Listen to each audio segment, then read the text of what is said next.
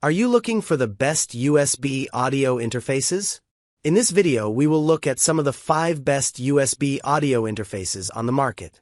Before we get started with our video, we have included links in the description. So make sure you check those out to see which one is in your budget range. Number 1. Focusrite Scarlett 2i2 4th Gen. The Focusrite Scarlett 2i2 4th Gen is our favorite 2-channel USB audio interface for most musicians because it offers logically laid-out controls and indicators. It's one of the few interfaces we've encountered that never forced us to think about which control or connection to use, or how to use it. Simply put, using the Scarlett 2i2 felt as intuitive to us as a favorite hammer would feel to a professional carpenter. The latest, 4th Gen version incorporates some useful features not found on our previous top pick, the Scarlett 2i2 3rd Gen. Setting gain is easy, no matter how inexperienced you are. The 4th Gen model adds an auto gain function to set recording levels automatically. This comes in handy for beginners, and even for experts during long recording sessions, when their focus might be flagging. Auto gain produced more conservative settings, and thus a weaker recorded signal than we would have set manually, but it always gave us a solid result nonetheless. You can still set the gain manually, and more quickly, just by turning the input level knob and watching the level metering LED ring surrounding the knob. It works the same as on the last couple generations of Scarlett 2i2 interfaces. There's also a new clip safe feature that makes it impossible to record at too high a level, which would clip or distort the signal. However, because it can squash the dynamics of a recording, we'd use it only when recording an amateur musician, or an overly rambunctious podcast guest, who's incapable of performing at a consistent level. The 4th Gen version offers other potentially useful upgrades. You get a dual-mode version of the air button found on the 3rd Gen model, which was intended to create a more vintage sound. The two new modes are presence, which boosts frequencies above about 60 Hz, to a maximum of plus 3.8 decibels at 20 kHz, and harmonic drive, which is said to add harmonics and introduces a dip of about minus 3 dB centered at 500 Hz, and which also reduces the bass by about minus 3 dB relative to the treble. Number 2. Focusrite Vocaster Two. I didn't realize I needed a different USB interface for podcasting, but after just 5 minutes of using the Focusrite Vocaster Two, I didn't want to record a podcast with anything else. This interface isn't our choice for recording music, but anyone who is serious about podcasting will probably find it to be well worth the investment. Its design and features are perfect for podcasting. The Vocaster 2 has headphone outputs for a host and a guest, plus large headphone volume knobs for you to adjust the listening level. It also offers a mute button for each input, a huge convenience when you need to cough or clear your throat, and the Bluetooth connection makes adding background and bumper music simple. The Vocaster 2 also has 3.5 mm stereo connections for line input from an audio device and a camera. The best feature is the Enhance tool, with which you select one of 4 sound presets independently for the host and the guest. The presets are labeled Clean, Warm, Bright, and Radio. All add dynamic range compression to smooth out the peaks and dips in the sound, plus a low-pass filter to reduce bumping sounds, footfalls, and microphone handling noise. The operation of the modes is pretty consistent with what the names suggest. Our favorite was Radio, which cut the mid-range a bit and boosted the bass. My podcast partner, Dennis, and I both found ourselves using it all the time because it made our voices sound a little fuller and clearer.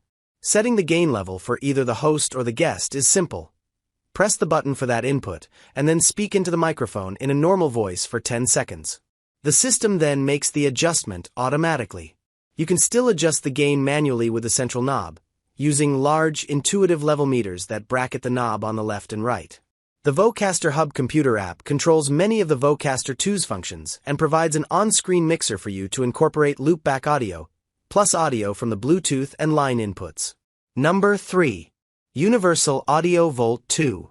For certain people, specifically, anyone needing 5-pin MIDI jacks, the ability to record to an iPhone, or a more powerful headphone amp to drive their monitoring headphones, the Universal Audio Volt may second be a better choice than the Focusrite Scarlett 2i2 4th Gen, but we found its layout and indicators to be less user-friendly. It has some nice extras that our top pick lacks. The MIDI jacks will come in handy if you have an older keyboard, sampler, or drum machine that has 5-pin MIDI connections but no USB, and you want an integrated solution instead of having to use an adapter. The Volt 2 is compatible with iPhones as well as iPads, and it can draw power from an external 5-volt power supply so that it doesn't run down the battery of your tablet or phone. The Volt 2 has an unusually powerful headphone amp, which in our tests put out 106 milliwatts into a 32-ohm load, compared with 34 milliwatts for the Scarlett 2i2 4th Gen. That's an extra 4.9 dB of volume, which could be an advantage if you're using low-sensitivity audiophile headphones. It also has a vintage button, which boosts the treble by plus 2.0 dB at 20 kHz, similar to what the presence mode on the Scarlett 2i2 4th Gen does. This offers a quick way to liven up a dull-sounding microphone or vocalist. The maximum digital audio resolution is 24-bit/192 kHz. Number 4. Universal Audio Volt 276. Comparing the Universal Audio Volt 276 to the Volt 2 is like comparing a Lexus to the equivalent Toyota model. It does basically the same thing but has a more deluxe design and a couple of extra features. The Volt 276 generally sells for about $100 more than the Volt 2, and it's larger and heavier, with a layout similar to that of a mixing board. It includes on-board compression. By making the soft parts of a recording louder and the loud parts softer, a compressor can make recordings sound more professional. Adding compression during the recording process can save time because you may not have to add more compression when you're mixing, though you can take it out later. The onboard compressor also makes it a little easier to avoid clipping when you're setting the record level. The Volt 276 offers one compressor per channel, with no controls other than presets for 3 modes: vocals, guitar, and fast, which works well for drums. We were happy to hear that none of these modes impose the heavy-handed, suck the life out of the music compression effect that many audiophiles complain about. Its design and layout give it a more professional feel. With its wood sides and uncrowded layout, this USB audio interface has a more serious, professional appearance than most others. It has twice the desktop footprint of the Focusrite Scarlett 2i2 4th Gen, but that makes it more stable, which could come in handy when you are connecting and disconnecting cables. The top panel knobs are easy to access, and easier to adjust precisely than front panel knobs. The Volt 276 has large, 5-segment LED meters for input and output signal level, which makes setting the gain a little easier. Number 5. Audient Evo 4. The Audient Evo 4 is a great choice for budget-minded beginners, not just for its low price but also for its Smart Gain automatic gain setting function, which ensures the input levels aren't too high, too low, or unmatched. Though the Evo 4's control panel is less straightforward than those of our other picks, we got used to it quickly, and we came to appreciate the precision of the 19-step LED level indicator. Auto Gain makes setting the recording level especially easy. Just hit the green Smart Gain button, and then tap the button for the input you want to adjust, 1 or 2, or both, if you're recording in stereo and want the channel levels to match. Then press Smart Gain again, which makes the button glow red. Now play or sing until the Smart Gain button flashes green twice. In our tests, Smart Gain always gave us a recording level with a fairly strong signal and low noise, and it never left us in a situation where we risked clipping, that is, distortion, due to a too high input level. We were consistently satisfied with the results, and we think most amateur recording engineers would be too. If not, the Evo 4 also lets you set gain manually by pushing an input button and turning the knob.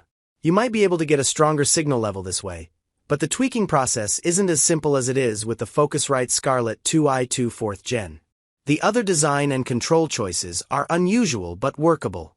To adjust input gain, monitor, or headphone level, or to mix between direct monitoring of the inputs and monitoring what's coming out of the computer, tap the appropriate button on top of the Evo 4, and then turn the single knob. We had to glance at the manual to figure that out, but we became proficient almost immediately.